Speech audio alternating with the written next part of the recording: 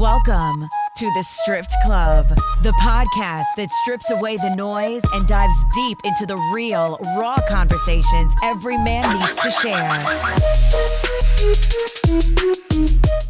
Welcome back, guys. Have you missed me? I have missed myself because it's been a minute since I have been in a studio with a live guest, someone that I can interview and be able to share a story with you guys. So trust me when I say I've missed you and I've missed this Strp Club. So yeah, we're here today. So welcome to the Strp Club. As we know, the podcast that strips away the layers. We get real about life, manhood, and everything in between. And I am your host. I'm still your host. They haven't fired me yet, Asa Seeley. And here we keep it raw. You know, we keep it honest. We keep it, most of all, unfiltered. Each episode, we dive into stories, experiences, and conversations that challenge us. Conversations that inspire us, and they remind us of that we're not alone, right? And so whether you're tuning in your commute to work, to the gym, or even just winding down at home, thank you for being here. So today, let's get right into it. Today's episode, dun drum roll, is one of the conversations that I believe can shift the way we see each other, the way we see ourselves. And my guest today is a good friend, Andre Khan. Andre is from the Caribbean, more specifically Guyana, the booming part of the Caribbean right now. That's it's right. Like gold rush, where tradition often defines identity, where being a man comes with a very specific set of expectations across the region, right? Maybe not just Guyana, and where, you know, being maybe not the typical what we would think as a man, and basically what some people still refuse to speak about, let alone accept. And we're going to dive into his life today and really kind of get a raw take from Andre, who lived as many would consider a normal life. Got married, had a kid. He played the role that I believe he thought he had to play. But inside, he was carrying a truth that he could no longer deny. And he got to that point in his life, and eventually came out a married man. And years later, found himself facing divorce again, but this time with more clarity. You know, he's gone through it, and he had more clarity than he had before. So it was a new Andre. And this is just not going to be a conversation about being gay. It's going to be a conversation about being honest and basically choosing yourself, which is of the utmost importance, even when it means breaking hearts, even when it means breaking away from everything that you were taught to be. And now again, a little emotional, a little choked up, because regardless of the topic, I think we all face that challenge about putting ourselves first. So Andre, yes, welcome to the Strp Club, my brother. And I appreciate you being here. Definitely appreciate your willingness to share your truth and you know, coming on to the show. Now, topic one, coming into manhood. Tell me a little bit about yourself. Let's take it back to the beginning. Growing up in Guyana, in the Caribbean, you spent your first 5 years before migrating to the US. What did you learn about what it meant to be a man from such a young age in that space, and how did that shape you, and how you thought you were supposed to be? Yeah. No, thank you for having me, Asa. It's a pleasure to be here.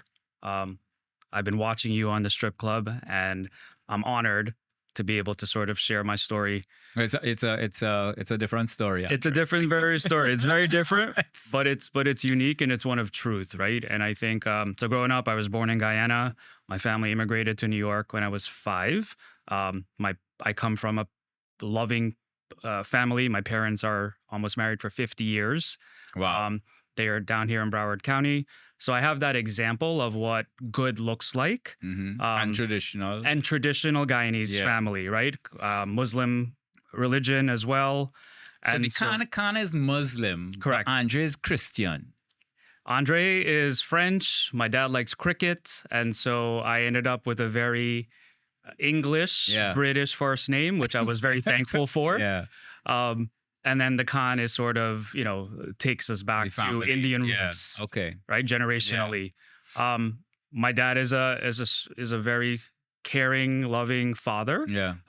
Very strong. I was raised in a household of love, kindness, work hard, those fundamental Caribbean cultural values, traditional values that many of us know to be true. Work hard, prove yourself, keep your nose down, right? All the things that you've done. That I've done, right? And sort of had some success with in my professional life. But it sort of led me down this path to be this guy, to sort of get married to my ex-wife, have a family, have a daughter. And within that, I really suppressed sort of those feelings that I had about being gay. And I didn't come out until I was in my mid-30s. And my daughter was about 5 years old when I did that. Wow. So mid-30s, you decided, okay, I'm going to, what changed? Like, what happened? I think experiences changed. To be honest with you, sort of being able to look in the mirror and finally tell myself something is off here, right? And by that time, I had made these choices to get married and have a family and have this white beautiful house in a neighbor, all the things. The American dream. The American dream, right? That we were taught as men, as Caribbean men, as minorities to sort of work hard and do these things. And I think that got in the way of me really knowing myself. Yeah. To be honest, and getting to know myself and putting up this front of being masculine and being, doing all the things to show everyone who I needed to be, versus really taking a step back to sort of evaluate who I was and what my identity was, because I felt like I needed to be all the things for everyone else. Yeah, I think most of us struggle with that as men. And I don't think it's really where we come from. I think men are just kind of like programmed that way. Before we get to your wife, ex-wife, right? How did your parents take the news? Walk me through that exchange coming from a traditional household, a strong dad, like a mom. I guess moms are always going to be nurturing and support their children. How did your parents take the news? Honestly, I was very blessed. I hear many different stories of when men, minority men or not, come out to their families, right? And I can say I was very blessed to have the support of my parents. They looked at me and said, "Son, we love you. We don't necessarily understand, but we are here for you and we got your back." Yeah. And for me, that alone was an opportunity to really stand tall and really know that I did have this support system. Again, even if they didn't know what the path forward looked like at that time, knowing that they were there to catch me and support me meant everything to me. Yeah. Because suicide and all these other things really come into play. Depression, anxiety, right? All of these other symptoms and as a result of family turning their back on you, many folks don't have that luxury. Well, many folks don't even come out, don't even address the fact that they feel this way because of that pressure. And suppressing those behaviors and suppressing those feelings. And I think for me, it was like, once I checked myself and looked myself in the mirror and I was like, "You're gay." Yeah. It was like, okay, I have to be honest, and I have to sort of be brave enough Yeah. to take these steps in order to not only for myself to live the life that I know I needed to go, Mhm. and the journey that I was going to embark on, but also to sort of man up to my responsibilities. Yeah. And that has always grounded me to sort of be the best father that I could be for my daughter, Yeah. right? And be the son that I needed to be, to sort of still show them that Andre didn't change Mhm. despite I have this different identity, if Yeah. you will. I'm still core to who I am, Correct. right? And you can still choose to love me for those reasons, Yeah. not for the other things that may have changed. Correct. If that makes sense. Yeah, it does make sense, and it leads me to you reference, you stood in the mirror, you looked at yourself, and you made that decision. Was that decision made then, or did you feel growing up different? Yes and no. I feel growing up there was a little bit of difference, but I think I was so closeted because of our culture, because no one was gay. Yeah. I didn't have that role model. We didn't talk about it. It is so taboo in our community that if you don't see someone that looks like Yeah. you don't really know that that isn't even an opportunity or a life that you could even have. Yeah. So I talk a lot about LGBT role models, and I didn't have that. I didn't see that. So sometimes when you don't see yourself in someone, Yeah. you don't even know that you can even have that life. That doesn't even exist as a That doesn't- possibility. Correct. Yeah. Right. And so suppressing the way that I was raised, suppressing the religious elements of it, I didn't know. Right. And then Because religion too, it's like religion too. Yeah. Being Muslim, Yeah. I come from a very Muslim. Both my Yeah. parents are Muslim, right? And we carry this faith with us. Doesn't mean that like, and that was the thing. Some people are like, wow, you come from this traditional Muslim family. I did, and I do. However, Mhm. my parents still chose to stand by me, Yeah. and for that, I will be eternally grateful Yeah. and thankful. And you have so many layers, Andre. No, seriously, Dude. the layers that going over the questions for today and kind of prepping for this conversation. It was a lot different from my other preparation practices that I typically go through. Even last night, I'm going over the questions, and I'm like, man, like I only have an hour, right? And I have a lifetime of questions, not just because you're sitting in front of me, but because I grew up in an environment that it was so taboo. Like even to this day, I think it is something that's not really accepted throughout the Caribbean region. And mind you, you're not living in the Caribbean, but I feel that you're representing a part of the population that may not know how to maneuver and address themselves in terms of being true to themselves. Correct. So I'm hoping that if we have any viewers that are struggling with finding themselves, that this episode could help them. All right. No, I believe that because, going back to the point I made about seeing someone that could be like that, right? I didn't grow up around anyone that was gay. There were a handful of people in Guyana that I remember were gay, and the family would make fun of these men. Yeah. It is very common for our community to sort of make fun of a handful of people in a village. The ignorance or a is town. real. Correct. Yeah. Right. And again, I didn't see myself like that. Mm-hmm. So in my mind, I rationalized it that I'm not gay. Yeah. I'm more masculine. I'm masculine. I am not that. I am not So overly you played feminine. sports and all of that? I did not play sports. I was very much a sort of a bookworm, very much to myself. But I felt like I had to be masculine. I had to sort of show up in this space where I was macho. I was masculine. I couldn't sort of be myself, right? Because of the community that I grew up around. Yeah.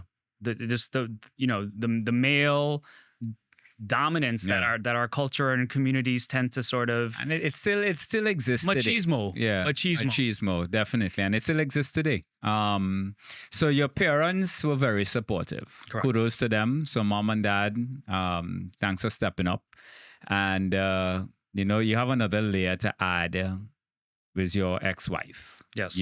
How do you go from building a life or getting to be married, be in love, create another human being, and then looking at yourself in the mirror at that point, your kid was 5 years old, and saying, I can't do this again. Like, how does she take that? She was devastated. She was completely devastated. Like, Did she think it was her? She thought it was her. I think she didn't know what to expect. I remember how emotional it got when that situation went down. She was crying. I was crying. It was a very difficult time for our family, for my family. And I realized, like, I had a lot to do with how this was all going down. Acknowledging all of those things and how sorry I was for how that happened, I also committed that I wasn't going anywhere. And to 15 plus years later, we still live in the same community area. My daughter. I thought you were going to say the same house. Yeah. There's another layer. There's another layer.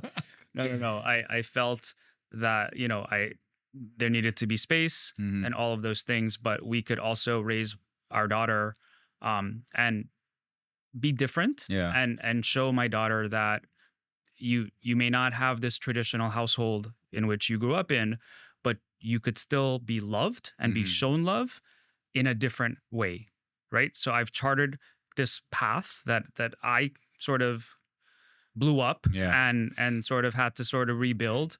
However, I've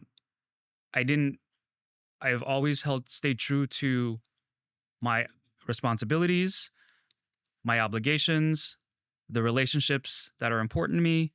And my ex-wife and I, we have a good relationship. We've come a very long way, where we can be in the same room together. We spend holidays together, and I think it's important for my daughter to see that things, no matter, it doesn't have to look a certain way in order for there to be love. Now, your wife obviously had to feel hurt. 100%. Devastated. Do you think that in your communication to her about your situation, you were compensating for the fact that you created this you contributed to solely contributed to the position that you have now put her in? Correct. How does she not hate you? Right. I think it took a while. I think it took a minute. And I acknowledge that those feelings are real. Those feelings are raw. I acknowledge all of those things, and I've worked with her to make peace over the years through those things. Do you think that you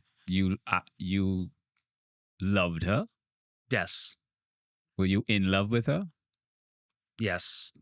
As a gay man, but not really knowing that I was truly gay at that time. I think I sort of how do you wanted all of these things. How do you, as a man, when you peel that layer back, right? Correct. And you're like, I'm gay. How do you answer those questions for that, from your relationship in the past? Like, how do you look at that and be like, was I really in love? If the woman is not an attraction to you, right? How do you validate that?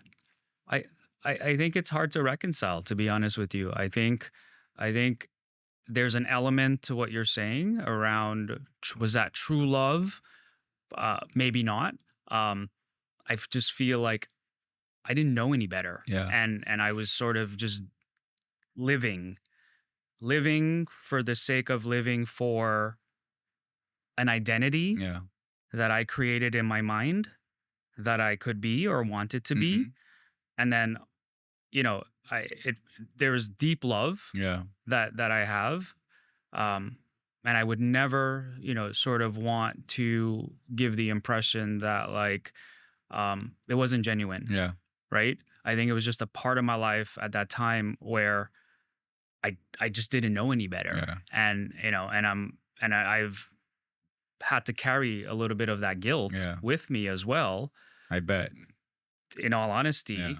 but also recognize that as one thing that I've noticed, I've been out at work and I've been out, within my family and all of that for over 15 plus years. I have met so many other men that have a similar situation like mine. And what that allowed me to do is not feel alone, Yeah. Which is important. which is very, very important to so then to be able to support other men by just sharing our stories, because many of us have that similar story of Yeah. we went down this path, we have kids, then we sort of came out, and then what happens Yeah. next with everyone? Well, I don't even think it has anything to do with coming out too. Like your community extends past that because there's so many similarities in your story and my story, right? Where I'm not coming out of the closet, but I am reflecting on decisions that I made during my marriage to, because now I'm divorced. And so when you reflect, and I'm reflecting on them, like I created this, like as much as I may have, not chosen the ideal partner for myself, Right. I also lived a lie because I created this traditional, in every sense of the word, situation where I was living the American dream. Mm-hmm. I got married, I had kids, I and now I question, was it love? Was it, so the same questions that you're asking yourself is the same questions that I have to ask myself. Was it genuine love, or was I in love of the idea that was presented to me that this is what I needed to do? Fair. Right. And today, to this week, speaking to friends about, why I decide to continuously, support that past relationship in that way, because, I don't feel that it was her fault. Correct.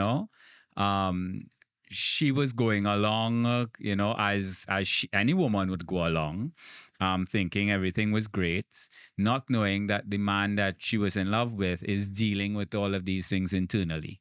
Right. And, so we as men battle with our own demons, where we eventually get to a point where we just either say something to the woman and she's just like, I'm done. Right. Or, in your case, say something that I can't carry on in this situation. So, a decision has to be made. But I applaud you for at least getting to a point where you can put yourself first and say, look, listen, like YOLO, I have this one life and this does not feel right. And kudos to your ex-wife who was able to go through that, not killing you. Correct. It's very much true. Because that, for someone to have to deal with that news, it had to be devastating. Completely devastating, and it shook her world. It shook everyone's world, Yeah. right? I think. But everyone, we're getting to the everyone now, because your daughter, Yes, I'm a dad, and I put my kids before me.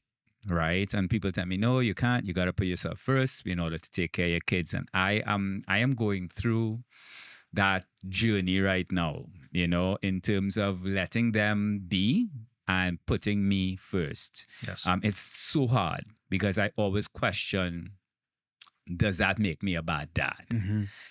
So I could only imagine now you talking to mom and dad, talking to your wife, and now having to address this person in your life, That's this right. piece of you that has nothing to do with this.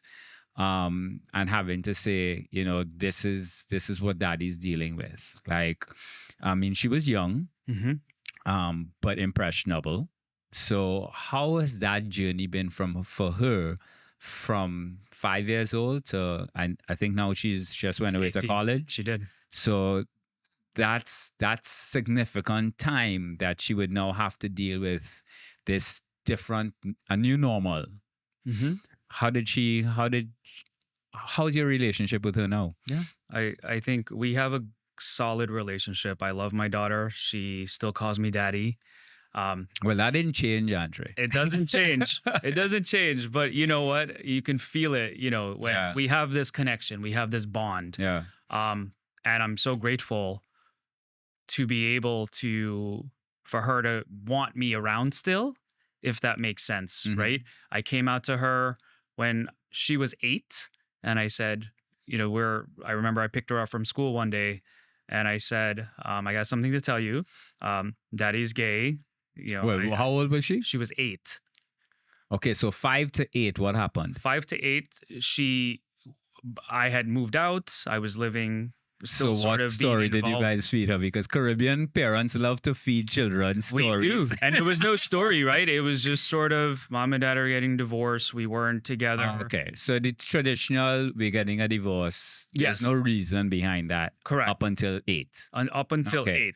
And then that's when I felt it was an appropriate old. time to sort of She's be in middle school. She's living in middle school. No. Still, middle school, right? She's in middle school, Andre. Middle school, yeah. And This is, yeah. Okay. And so finally it was just sort of, and I was living with another guy at the time, right? And so I didn't want Did she know this? She did know this. So who's this, your roommate? Exactly. Okay. So at first it was So just dad had a started roommate. out as a roommate, Okay. right? And then I was like, you know what? It is time to sort of be a bit more vulnerable 8 years old. and honest with her. Okay. And that's one of the things like I've pride myself with my relationship with her is to sort of talk to her like she's a human being Yeah.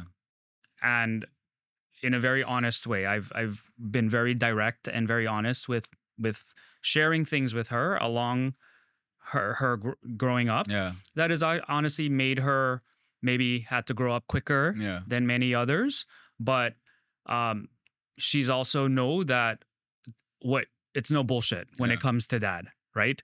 And 8 that years old. speaks to her like an adult, right? And I've always tried to be honest with her as best as possible and not sort of overly protect her from life. Actually, 8 is elementary school. 8 is elementary. Yeah, that's what 'Cause I was I'm thinking doing the about math. my son, who is 8 years old, Yeah, 5th And- grade, 6th grade, 3rd grade. 3rd grade. Yeah. And I'm thinking like, there is getting into a relationship after you get divorced and not knowing when to tell your child Mhm. or to introduce that concept to them as someone other than their mother, Correct. right? And I'm battling with that. I'm battling on when that time, because he seems so happy. Mm-hmm. My daughter, on the other hand, she's a teenager. She's going through her changes anyway. So I think adding something to her level of stress, so to speak, is already difficult. But my son, he just has this light about him that I'm just like, I struggle with chancing dimming it, Yes. with any information that could just like. So 8 years old he's 8. And this is when you're telling your daughter that, my roommate is not my roommate. How did she take that? She was completely fine with it. It's interesting. As men, we tend to compartmentalize certain parts of our lives, certain parts of our feelings, right? And for me, part of my journey when I was coming out was to sort of, how do I become whole with all the pieces of my life, Mhm. right? So I have all these identities. I was married to my ex-wife. I'm a dad now. I'm a son to my parents. I'm a brother. I'm a this, I'm a that. How do I try to sort of integrate those pieces of my identity so that I can sort of show up and be there, be present, right? Be present for her. I remember telling her in the car, or just one day picking her up from school, and I looked back at her and I said, Mike and I are together. Dad is So gay. wait. Andrew, you didn't take her to like food like McDonald's? No, Go to it was just- McDonald's. Let's go to now. No, It was just one of this random natural conversations that happened in the How was car. school, honey? Basically- school is great, Dad. Yeah. Oh, you know by my the day. way. Oh, by the way, yeah. Let me tell you, Yeah. there's something I want to share, Yeah. and that was also sort of building up with the other thing that I want to talk about and just put a plug for is therapy. Yeah. I am a proponent. Yeah. I find Caribbean men do not believe in therapy. I've started mine. I'm on my 5th session. Listen, And it's amazing. just to have a neutral person Yeah. to sort of let you know that we're not crazy. Our thoughts sometimes you just need to be able to say it out loud and have someone that is not part of your family situation to be able to help guide and steer a decision or a conversation to make you shift and think things differently. Yeah. That led me to be able to feel confident enough to be able to have the conversation with my Okay. daughter. Right? So it wasn't just like randomly Yeah. I went from this to that. Yeah. It was a buildup for me to feel confident enough in my this new skin, this new life, this new sort of shift to then go to her and be like, okay. I'm going to ask my therapist. Like, well, when should I, when is it, when do you know, or when is it that time that you feel comfortable like introducing somebody else to your kids and bringing them into your life? Because my ex is like, they're not ready for that. Correct. She's adamant about it. Like, don't do it. Yeah. you know? So I don't know. So your daughter now finds out, and is this something that your wife allowed her to be a part of? Like, I'm coming over by Dad. Now that she knows the interaction that happens between you and your boyfriend, is this something that's just like out in the open now for your daughter to experience? Yes. So and it took some time to sort of get there, gradually over some years, right? This wasn't a matter of weeks, months. This was a build up. So 3 years have passed. 3 years are past, correct. And you were with this guy for how long? 5 years or so. So this is 2 years before. No. This was sort of after I came out, being in my first gay relationship. Okay. With, How long with did that someone- take? For about to be in a relationship. Yeah. After I came out, probably within a year of Okay. coming out, and then sort of. Oh, Speedy Gonzalez. I huh? know. I moved fast. I had to make up for some lost time. No. That's funny though. So you went from coming out into within the year. Mhm. Man, you are giving your ex-wife layers upon layers to deal with, man. That is, I mean, I know you're finding yourself, but I can't see like how would she take that? Like, damn, like he was waiting for this. Like he couldn't. Did she remarry? No, not. No, she has had not. no. She had not. You think you have anything to do with that, Andre? Absolutely.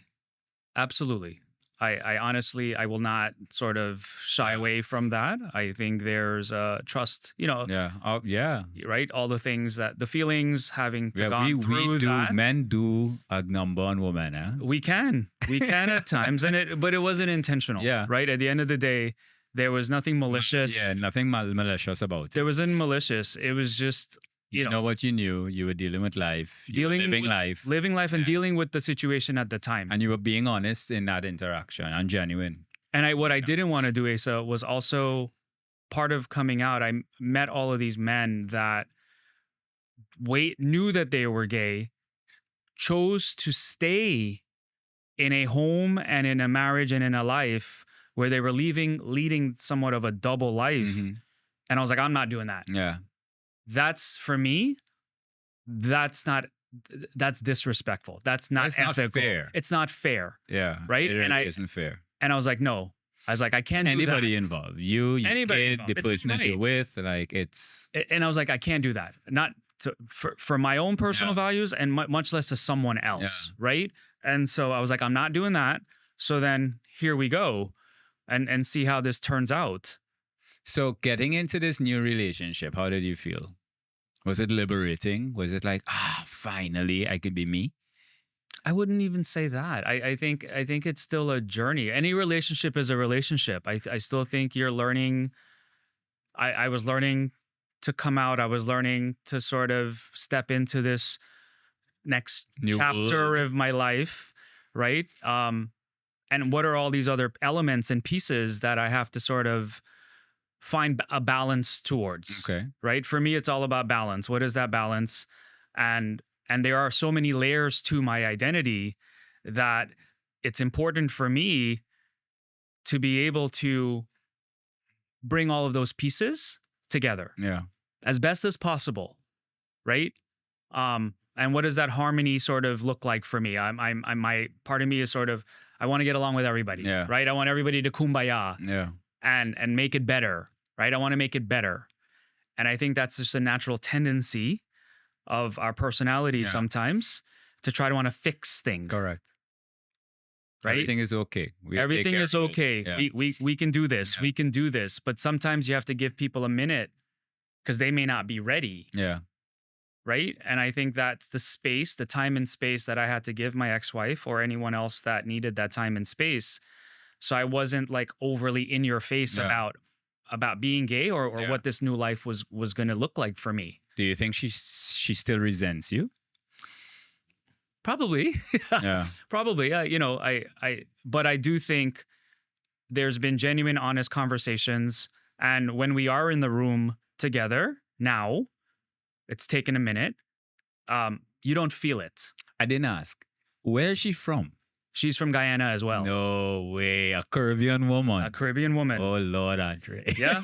Yeah. You're lucky you got A away. Caribbean Guyanese Hindu woman. Oh, you got away. Because I'm surprised I am talking to you today. That's true. You could have been another story chopped up I could have been over a bridge in somewhere. a box. I could have been somewhere, in a tucked box. away nicely. With the cutlass. Yeah, a Or the tree line. machete. So that relationship ended. Correct. With the new boyfriend and that time, and fast forward a few years, you decided that you were going to do this marriage thing again With someone else. with someone else. Correct. Why? Is it something you wanted to try as a gay man, or because you've been there, you've done that, you've had a child, didn't work out. What pushed you into that realm again? So I met another person Yeah. that came into my life that I started a relationship with about 8 years ago. And I think for me, it was, we are conditioned. I've tried to rationalize this for Mhm. myself and break it down to be like, why would I want to get married again Yeah. to a man, this time? Yeah. Right. And I was married for 7 years, and unfortunately that ended over the last year. Yeah. So I'm now, It's fresh. it's all fresh. Yeah. Right. So reliving all of that again has been extremely difficult and Yeah. painful. I'm not going to lie to you. I feel like a failure at Mhm. moments. I beat myself up. But at the same time, I'm trying to sort of look at what is the lesson, Yeah. right? So I wanted to do that again. I think again it comes back to being conditioned the way we are conditioned, where in my mind, a successful relationship comes with marriage. Yeah. Okay.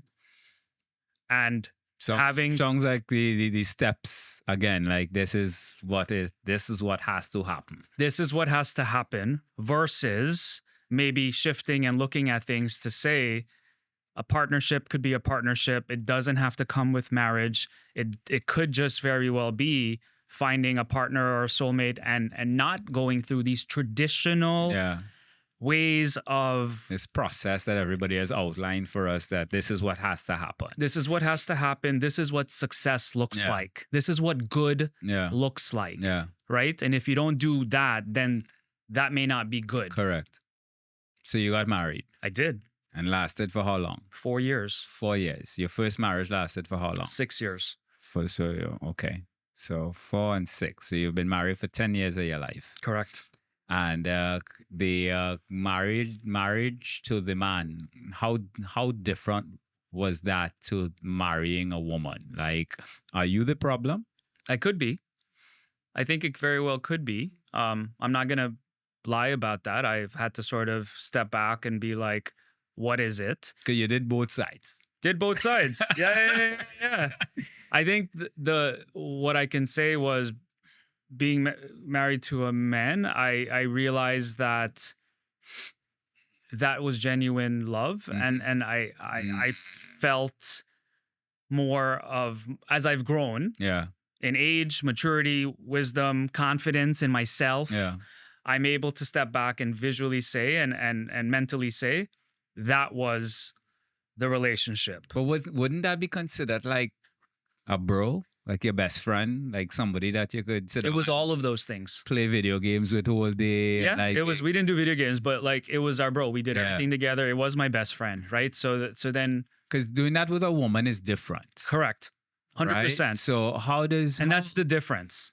oh, okay. That is the difference. Where it is your best friend, you're doing things together, you enjoy each other's company, you have the same wardrobe, Yeah. potentially, Yeah. right? It just felt very natural. Natural. It felt extremely natural, and I got a taste of that, Yeah. and I was like, okay, then let's put a ring on it, Yeah. Okay. All right, B. right? Okay. Now your daughter now has to go through another divorce Correct. because she obviously knows this person, Right. has some sort of attachment. Right. This person is in your life. How does your daughter deal with this? Now she's older. Correct. Does she say, "Daddy, what are you doing?" She does say, "Daddy, you're doing." I think it's been, holy shit, not again, Yeah. or Like, come on, Dad. Like, get it together. yeah. When are you gonna get it Yeah. together? Potentially, right? She hasn't. If maybe that doesn't trigger a failure feeling, I like from your child, having that look in their eye, regardless if they say it or not, they just look at you like, really? Right. Really. Exactly. And and I feel that again, level of guilt. I feel that level of having to explain myself. However, I also feel that the growth that I'm going through and the lessons that I'm learning about my relationships that I've had with people in my life that are important to me, it's an opportunity for me to show her that people get knocked down in life. Shit happens. Imperfect. Failure can happen, but we have to pick ourselves up Yeah. and try to put one foot in front of the other, and that it can be okay. Yeah. Right? So for me, it's less about getting in my head and being like, oh, yeah, your dad has had some mistakes. Yes, I acknowledge I have made some mistakes in my life. I 100% acknowledge that. But I don't want to sit in that. Correct. It does nobody good. If Does you do nobody that. good. And it's not going to do her any Yeah. good for her to see me balled up, Correct. curled up in a ball, crying, depressed, going through, turning to alcohol, turning to, right? All of these things that could happen and very well happens to Yeah. people when they go through something very traumatic like Yeah. that. I have to tell you, I'll be honest, it's been very dark and very difficult to get through this one. Yeah. I will be very honest about that. However, between my faith, my family, and to be able to sort of pick myself up and try to put one foot in front of the other, that's all I'm trying to do. And to bring her along, to show her that, you know what, Dad is still here. At the end of the day, it's been very clear that Dad is still here. Dad is here for Yeah. you. I love you. I'm here to support you. And I also wanted to shield her Yeah. from some of the things that were going on in my life, right? As a dad, as a parent, you want to protect your child so that they don't have to go through some of those things. Yeah. But I also want to show her that it's not always perfect. Yeah. It's not.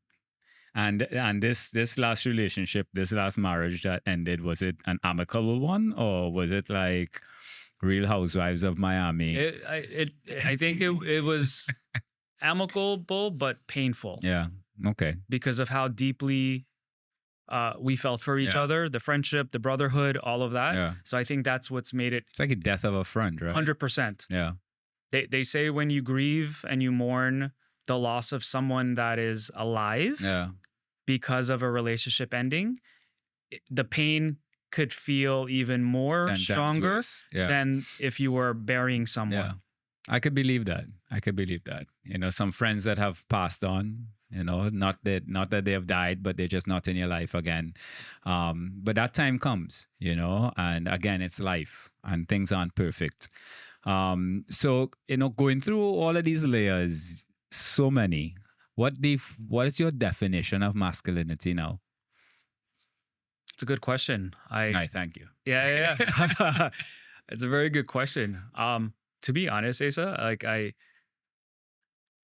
think I'm learning to reset and bring forward those values that are true to me, right? And I think I'm redefining Good word. what masculine looks like. Yeah. I don't have to prove anything to anyone anymore. Yeah. Right? All I got to do is live for myself and find ways to be happy. Yeah. Find ways to find joys and in the simple things in life. And it's really important to me to maintain the relationships that I've had, that I continue to have with my parents, with my daughter, and pour in, invest in the people that are investing in me. Amen. Yeah. Right? And I'm not chasing for the validation. I'm not chasing for maybe the things that I was looking for that I didn't even know that I was looking for. Mm. I'm almost 50. There's a shift in sort of Meaning that you're 49 or 48. Okay. 48. So you're 48. Don't I'm say 48. I don't know why. Because I'll be 48 and I am not talking about I'm almost 50. No, So, I'm not. All right. I don't even want to think about it. But big party. Big party is gonna be good. I'm thinking about this big Bollywood party too. I need to be at that event. I want to see all of these layers that you have talked about It's a beautiful thing. in one room. It's a I beautiful will thing. pay the entrance fee. So in conclusion, your daughter, she's in front of you right now. Mhm. What are you telling her about not being a father, but being a man? What's your message to her? Because she's going to be getting into relationships. Right. She is. What do you want her to know about being a man? I want her to know that men are complicated, just like women. I think at the end of the day, she needs to, in any relationships that she gets in, she needs to trust her gut. She needs to ask questions and stand up for herself, right? Those are the things that I tell her, right? Culturally, men sometimes rule the relationship in a very Caribbean way at times, right? And I said, you have to stand up for yourself and take no bullshit from no one. So is she dating now? No, she's a freshman in college, so she might be, but not to the level where she's sharing she's that. coming home and say, Dad, I met. There's someone, Yeah. right? Well, it's Thanksgiving, huh? That time will come. It might be for Christmas, and I'm okay with that. When she had her first boyfriend, she told me about it. Yeah. She didn't tell her mom. She Yeah. was scared to tell her mom. Yeah. She told me about it. She's like, "You're gonna be cool." Yeah. Right. But that's important, man. And it's good that you have that relationship and that rapport with her. Something that I am constantly building with my daughter. Yep. Because I'm the disciplinarian. I'm the one that's, could be perceived as not cool. Right. Because even though I am the cooler one, it is I'm trying to provide that structure. I'm coming from the Caribbean. That's how I was raised. Even though we're in a different time, I still feel that structure is important in a kid's life, and I do my very best to make sure that I provide that to them. So, and for next question, for the man who is still pretending, still hiding, still in the closet, so to speak, what are your words of advice? It's okay to be brave and afraid at the same time. And someone gave me that word of encouragement. I'll say it again. It's okay to be brave and afraid at the same time and put one foot in front of the other. That's one thing my parents taught me is you keep going. Keep going. No matter how hard it gets, keep going. And things will change. And as difficult as there's these moments that I've had in my life, you find your faith, you find something that you can ground yourself to, and you believe in that and you hold on to that. The other thing too is you're not alone. I thought my story was my story and unique and I was alone until I shared it. And find someone safe. Find that safe space to be able to share that situation with and ask for help. Hey, what does that look like for you? Yeah. What does that look like for you? How does that make you feel? Right? And just sometimes having that conversation with someone could really shift the path or make you feel less of being on an island like many of us put ourselves on. Yeah. Great advice. Whoa. I tell you, what a conversation, Andre. So I just want to thank you for being here, being real, being raw, and most of all, being you. You were really true today, and your story is going to free someone. And I know that for a fact. Getting an opportunity to learn more about your journey, it's been amazing, and I hope that the listeners get something from it. And to the listeners, whether you agree or disagree, relate or don't relate, I hope that this conversation, it made you pause. I hope it made you reflect most of all. And I hope it reminded you that truth, it is not always easy. But guess what? Truth, it's always necessary. So that's it for today's episode of the Strip Club. I want to thank my guest, Mr. Andre Khan. Thank you, and big thanks for him coming in and sharing his journey, his perspective. And thank you most of all for being honest. And to you, thank you for listening.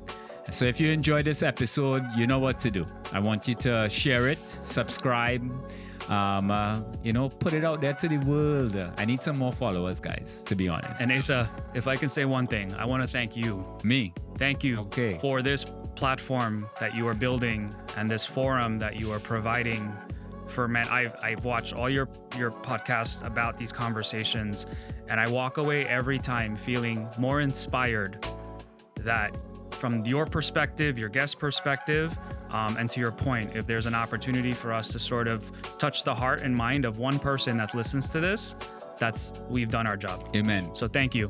It's my pleasure. So remember, the conversations, they just don't stop here. I want you guys, as usual, to stay real, stay true, and above all and everything, guess what? Stay stripped. See you again.